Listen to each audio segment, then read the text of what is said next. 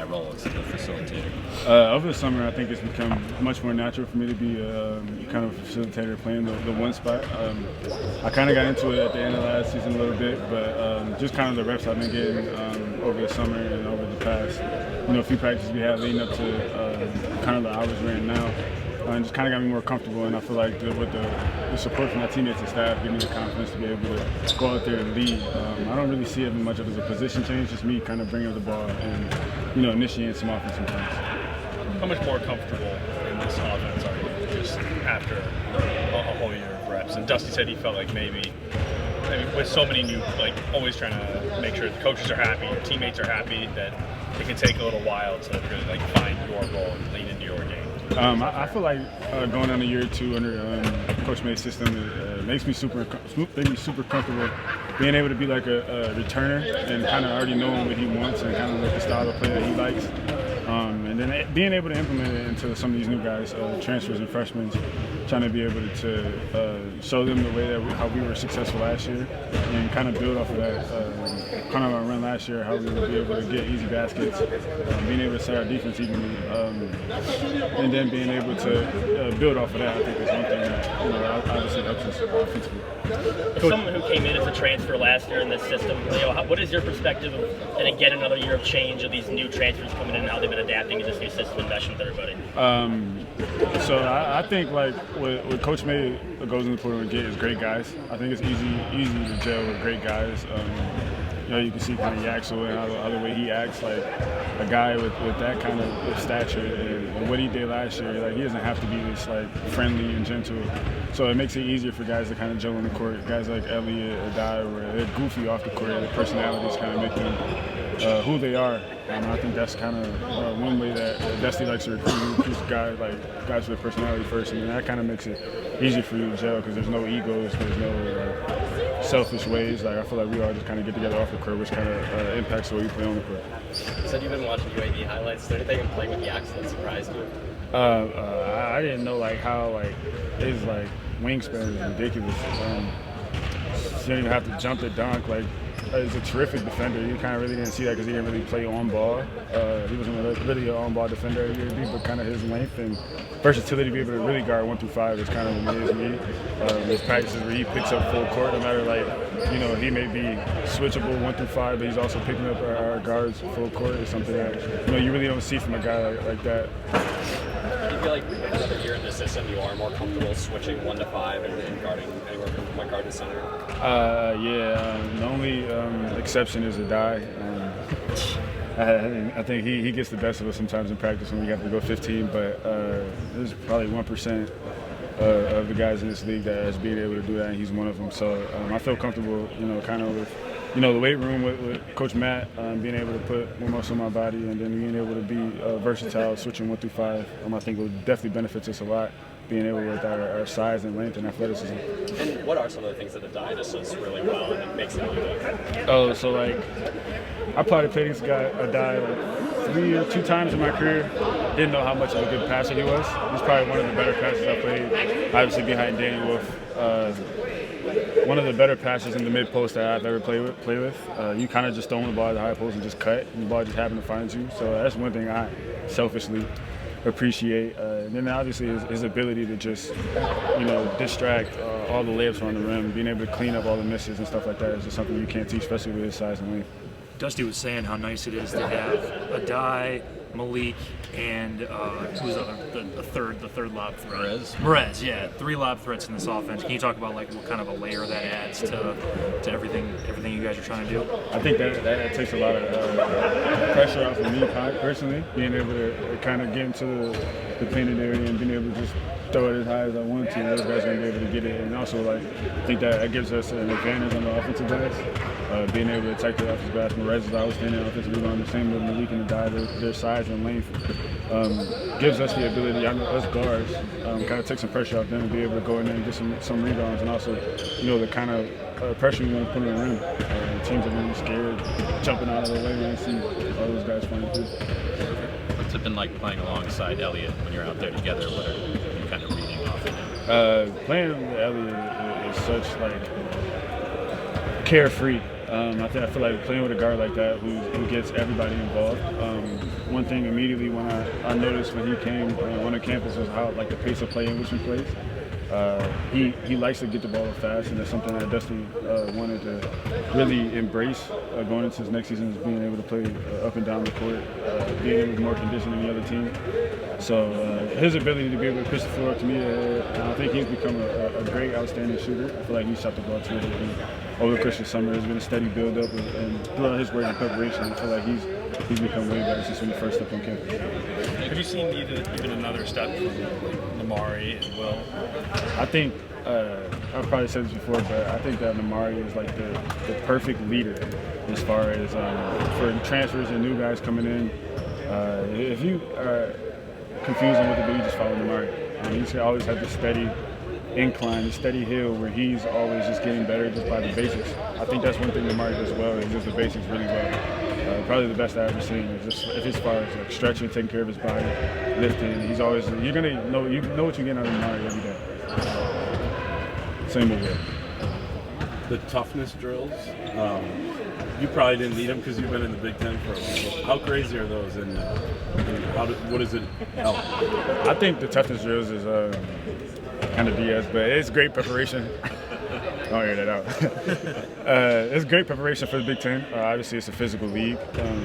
And with these high expectations, stuff may not go the way we want to. I know that the road atmosphere isn't always the best, but we got to be able to play longer and in those environments. I feel like these toughness drills helps us. It kind of paints the image that we want, being able to attack the glass on the defensive and offensive side, and being able to be tough with the ball. I mean, turnovers was a big problem we had last year, so being able to be a tougher, stronger, more connected team, more conditioned team is something that we strive to be this next season. Do you think these toughness drills are something that has become more tough and more challenging as compared to last year, just as kind of Dusty's adjusted to the physicality? Absolutely. I think the first few games of the season, Dusty kind of acknowledged the physicality that we were supposed to play with. I think teams like Maryland, Illinois, Iowa, Purdue beat up on us pretty well because our guys didn't really understand the physicality aspect of it, and that's when we kind of introduced these toughness drills to be able to I think our managers does a great job of being able to give us game-like reps. I mean, they beat up on us, and I'm very grateful because they don't have to do that. They come in, they volunteer to give their all and make us better.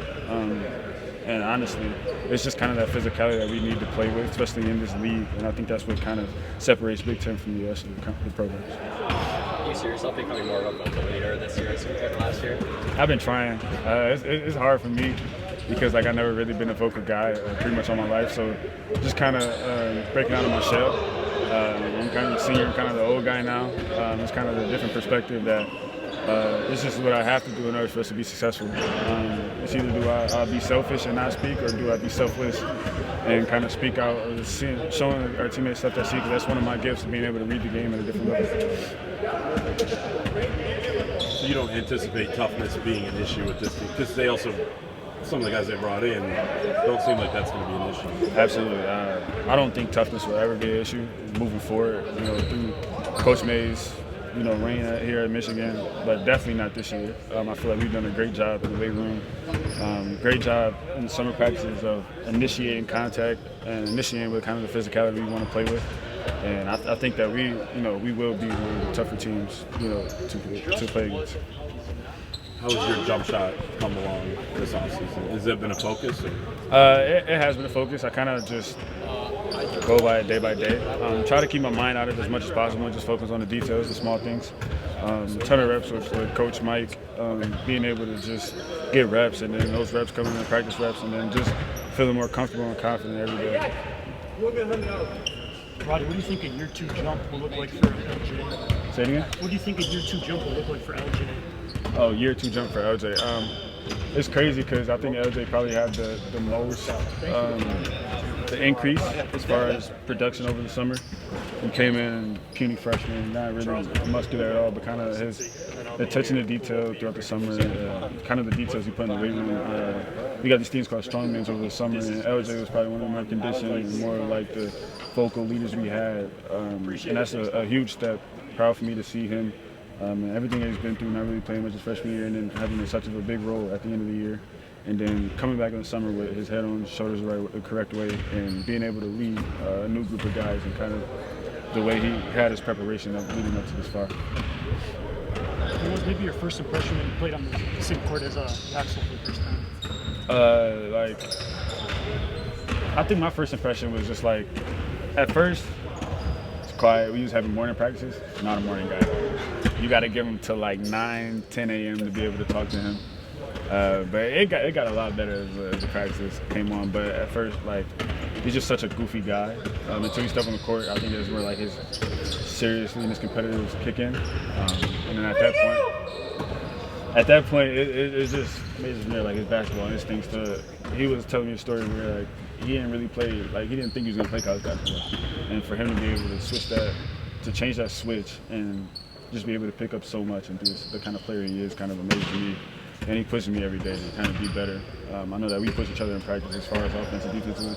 I have dreams and aspirations to be where he is. And you don't get to that level without being the best, playing against the best, and pushing each other. Did you know much about him before you guys found out that you were going after him and that he committed? No, I didn't know much about him. We just see his highlights and like, who's this kid? Seeing a stat sheet of like 30, 20, and 20. I'm like, what? How's that possible? I told him that, playing in a university like Michigan, playing with me, like, he won't ever have to do that again. I know how hard that probably was on him. I told him, yeah, I help him rebound a little bit. He passed me the ball, I shoot it, I score it. And he's kind of the selfish guy. Like, he just like, I just want assists.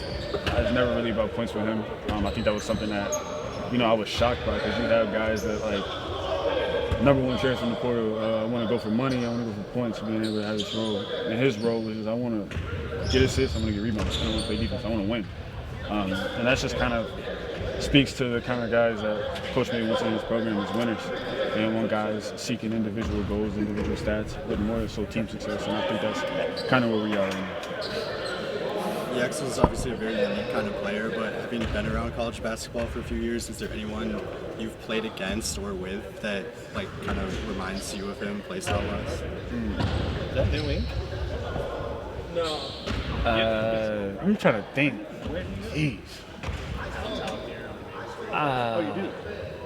So my freshman year, there was a guy, Justice Suing, who was kind of like my senior at Ohio State, and he kind of just showed me the way, and his versatility to play like 1 through 5. He was a big, strong Hawaiian guy, but his versatility offensively and defensively kind of reminds me of Yaxel. His ability to play in the mid-range area, even though coaches and analytics hate it, but his ability to be able to play in the mid-range area, step out of the 3 as well, be able to finish at the rim. It kind of reminds me of Justice. If he hears this, I hope he, shout out to him, but that's just kind of the resemblance that I have.